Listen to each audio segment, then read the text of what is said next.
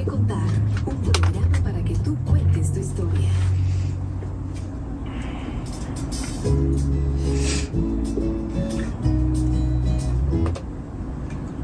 Y en una historia que contar, seguimos hablando de esta historia tan interesante que es, bueno, la historia de la iglesia evangélica en Cuba. Como hablábamos al principio, muchas personas piensan que no hay evangélicos en Cuba, que no hay cristianos evangélicos en Cuba, que solamente, gracias a la publicidad que Cuba se da a sí misma, solamente hay santería y religiones afrocubanas, cosa que no es así. Ya estuvimos hablando en la primera media hora con Carlos Sebastián Hernández Armas y estuvimos viendo todo el surgimiento de la iglesia evangélica, todas sus denominaciones, desde el siglo XIX y hasta la primera mitad del siglo XX, y cómo la iglesia había tomado una tremenda influencia y tremendo lugar en la sociedad civil. ¿Pero qué pasó en 1959? Bueno, con la llegada de la dictadura de Fidel Castro a Cuba, al principio no se vio, porque Fidel Castro no venía con ideología comunista en un principio, él asume eso después, aunque hayan querido hacer creer después que no fue así, que la tenía desde antes. Pues si la tenía desde antes, la tenía bien escondida, porque él parece que lo asume de una manera después, por cuestión de la Unión Soviética y demás, no sé. Que los historiadores de esa área se encarguen de eso. Lo cierto es que a partir de 1960 comenzó una persecución que fue poco a poco contra la iglesia. Primeramente fue una cuestión de querer controlar la iglesia. Le empezaron a pedir a los pastores que tenían que entregar sus listas de miembros de la iglesia al gobierno, que tenían que entregar la entrada, las cuentas de fondos, qué dinero entraba, qué dinero no, que tenían que inspeccionar los libros de actas de las iglesias. Lo que se hablaba. Sí, lo que se hablaba y demás.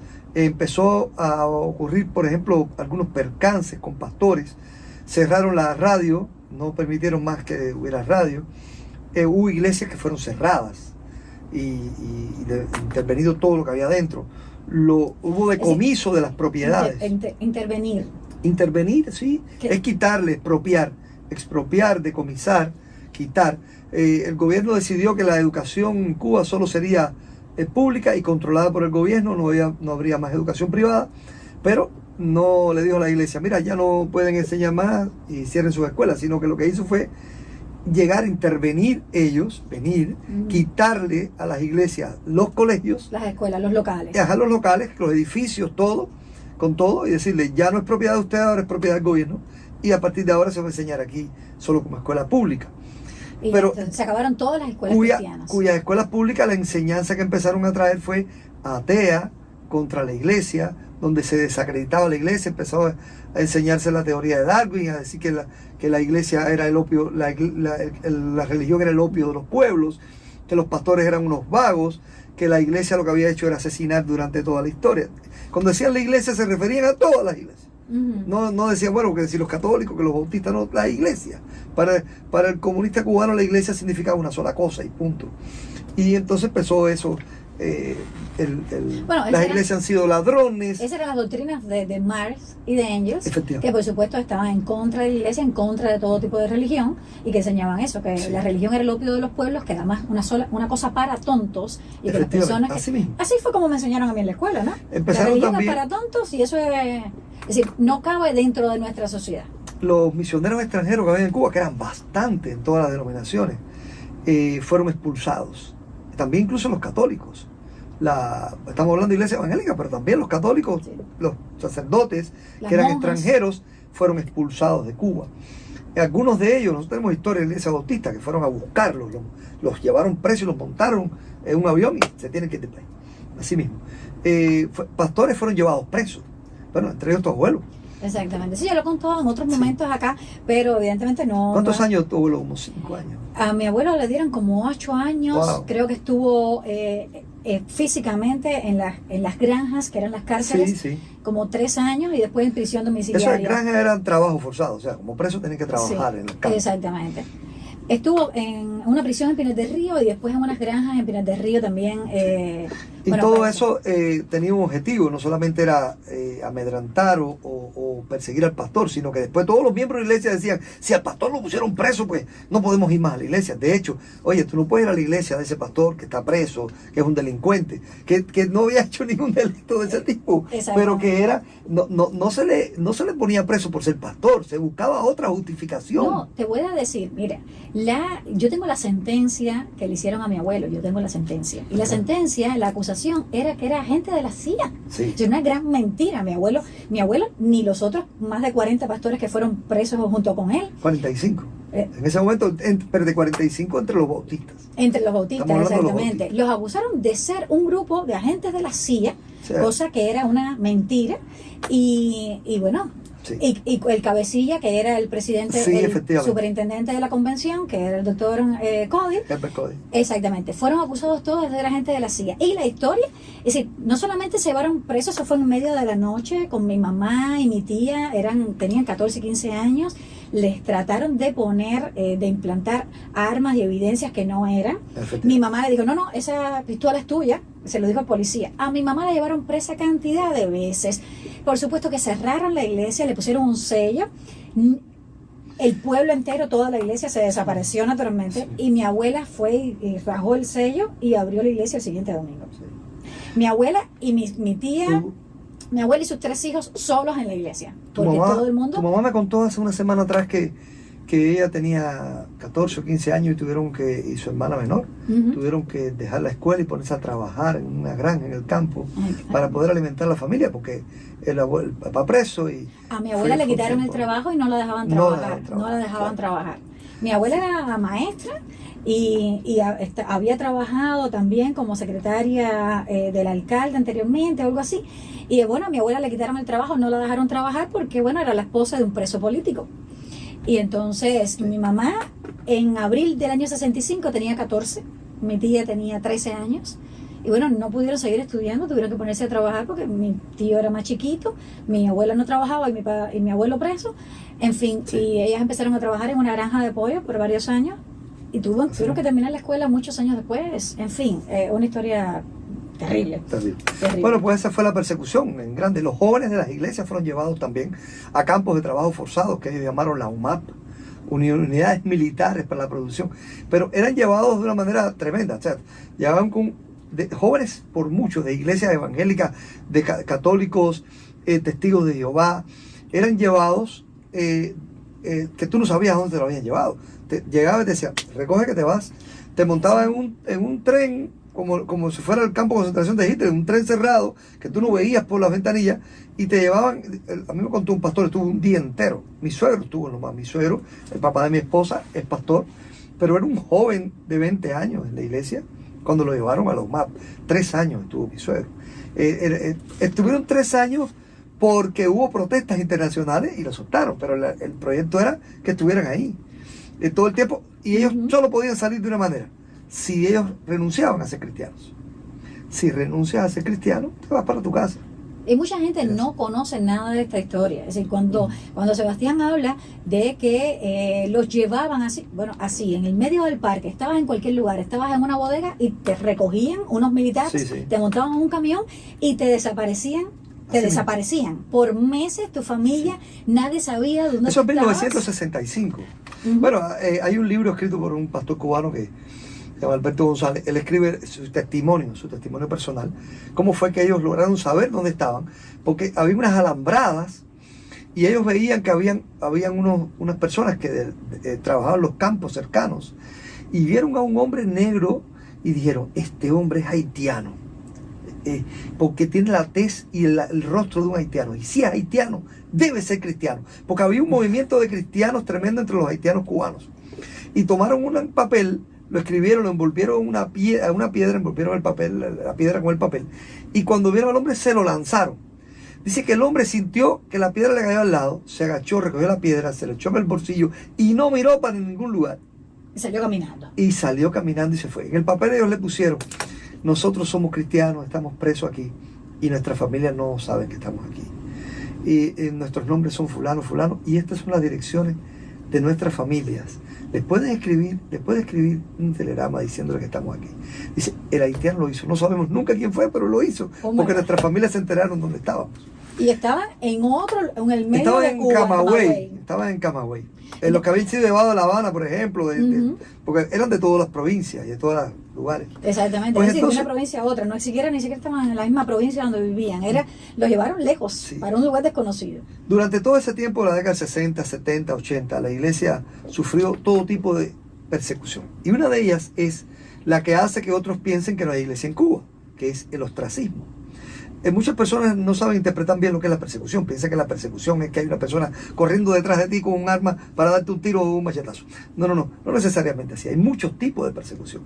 Y el comunismo usa una que para ellos ha sido eficaz siempre, que es el ostracismo. En Rusia pasó.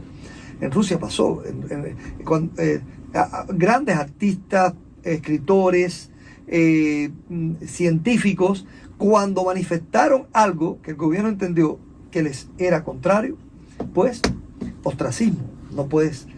No hay ninguna publicación tuya, te encierra. En Cuba fue así. José Lezama Lima sufrió ostracismo. Sí, José Lezama Lima, para los que no lo sepan, es un escritor importantísimo de la literatura cubana y que por supuesto mundial. Encerrado. Paradiso es una de las mejores novelas que se ha escrito. Pero eso le pasó en la también literatura a Dulce española. María Loinás. Dulce María Loinás, Virgilio Piñera, que era el mejor teatrista.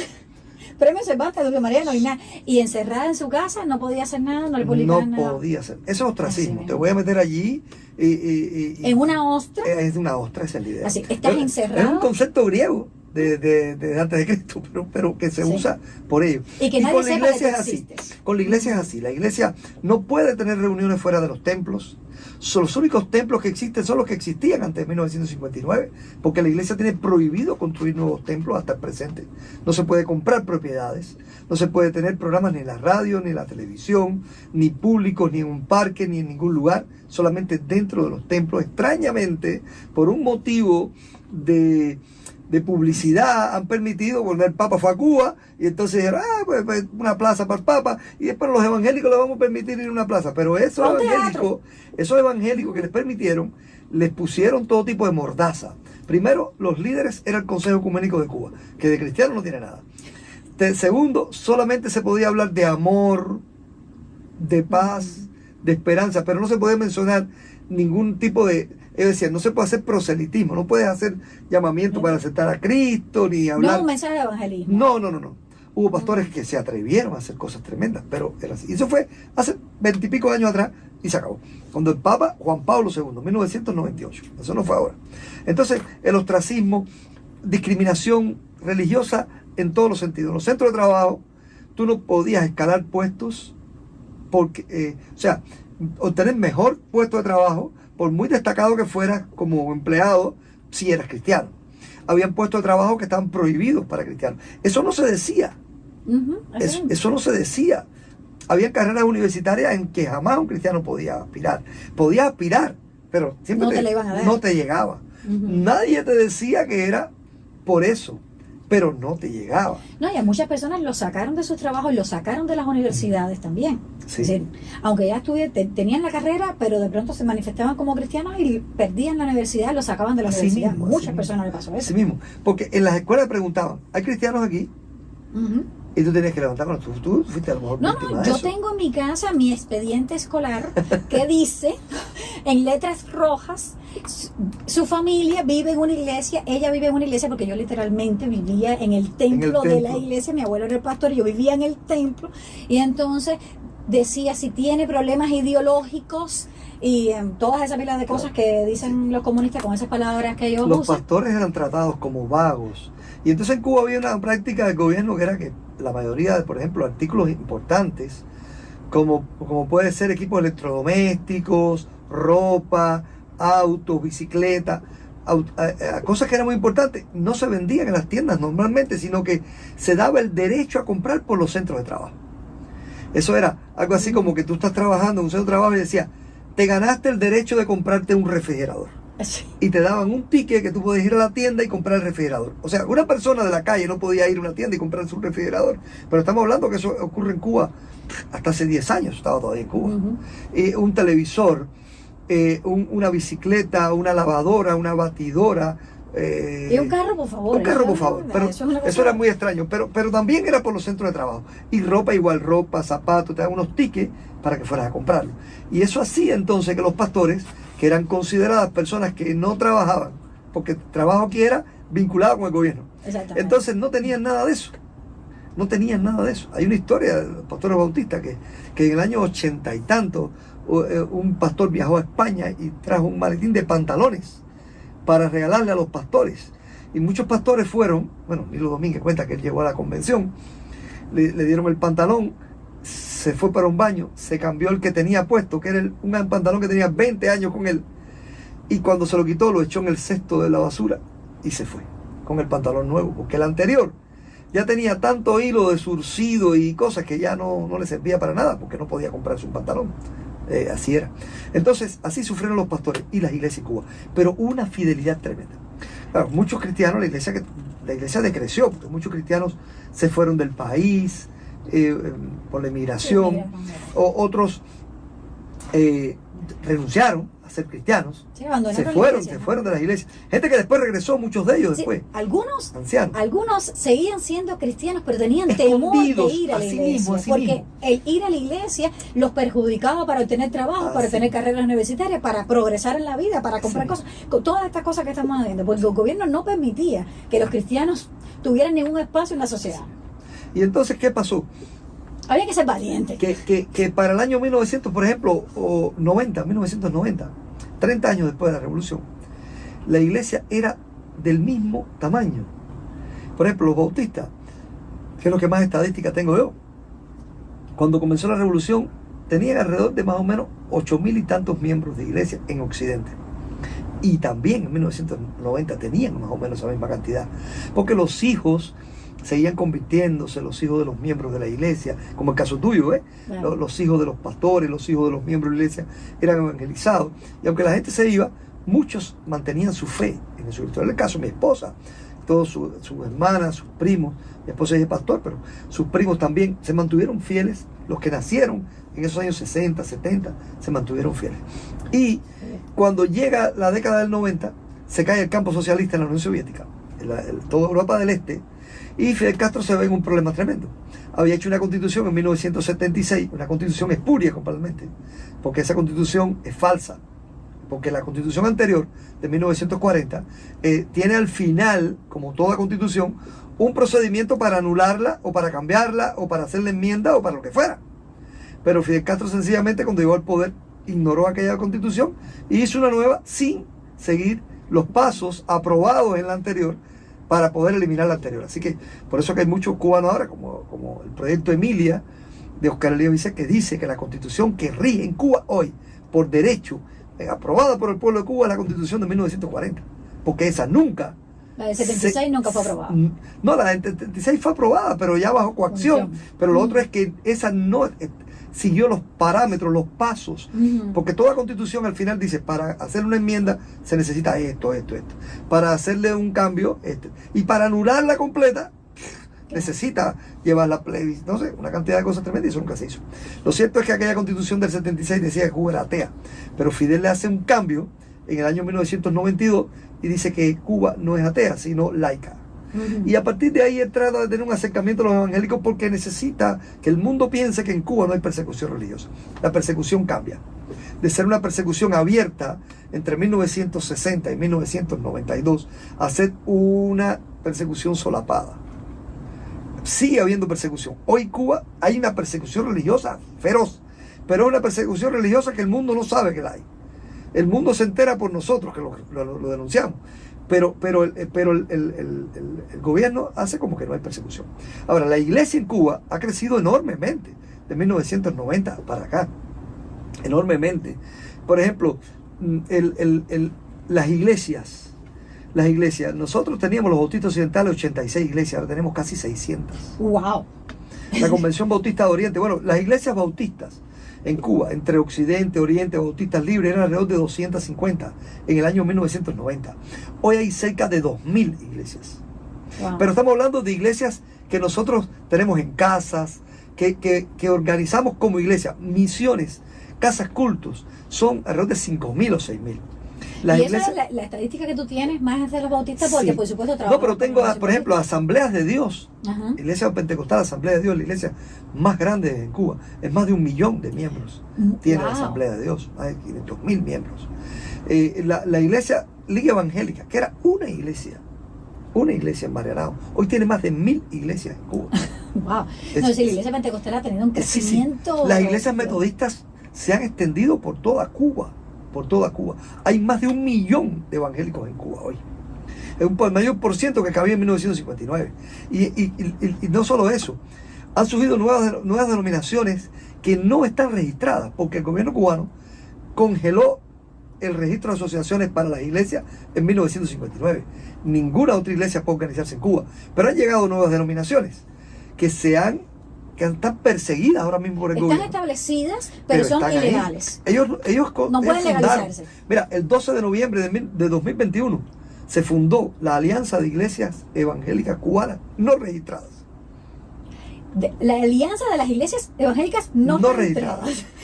La Alianza de Iglesias Cubanas no registradas se llama AINOR.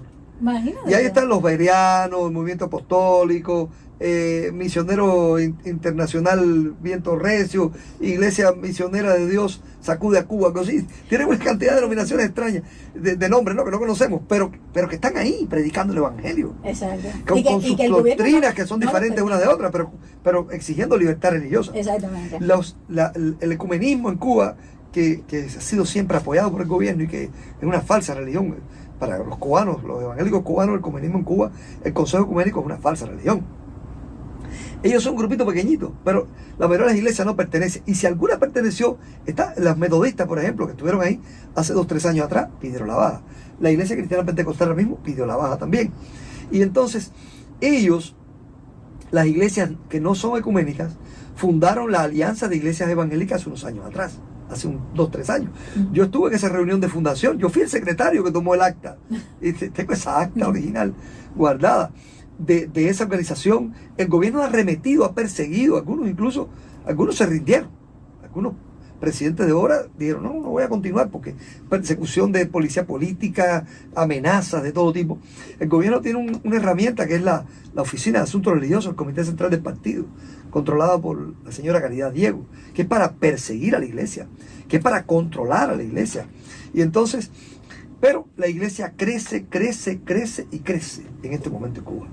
En las iglesias, por ejemplo, las que tienen seminarios, que tenían edificios de seminarios anteriores,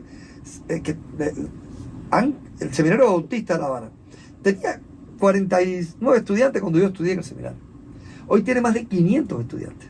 Bueno, en diferentes lugares. En filiales, en Han iglesias. abierto filiales en otros lugares. Los metodistas celebraron estos días, no sé qué es el aniversario de su seminario, y lo tienen en iglesias. Los metodistas que estaban antes en el seminario de Matanzas fueron y fundaron en La Habana su seminario, y es un éxito tremendo. Muchos jóvenes que llamados al ministerio, pastores, y aún cuando la inmigración, que yo soy parte de esa inmigración ahora, y también por persecución religiosa de muchas maneras, se llevan muchos pastores de Cuba, pero que llegan aquí a Estados Unidos o a capaz que van y fundan iglesias. Tengo un amigo mío en Uruguay ahora mismo que fundó una iglesia, la iglesia misionera en Uruguay, Manuel Suárez, y está haciendo un trabajo tremendo. Un amigo mío en Ucrania que tiene una iglesia en Kiev, una iglesia hispana, mi amigo Reider Albalay, y aquí en Estados Unidos, y esos pastores salen y evangelizan el mundo entero, y ya la obra cubana tiene misioneros internacionalmente. Los pentecostales, los bautistas han enviado misioneros a Latinoamérica, a Colombia, a las selvas, tenemos al unos Ecuador. amigos en Colombia, Sí. ¿verdad? Sí. Mi amigo Manolito. Henry Manuel, Saludos amigo desde nuestro, aquí. miembro de mi iglesia, Así mismo. misioneros en Colombia, con los Emberá. Manolito yo Con lo las vi tribus en Verá. el primer día que llegó a la iglesia, lo conozco Sí. del primer día que Manuel llegó. Rodríguez Balseiro es un médico cubano, miembro de la iglesia nuestra en Cuba, y su esposa, Kenia Sí. Lazo, bueno, están de misioneros yendo a las misiones, y muchos misioneros.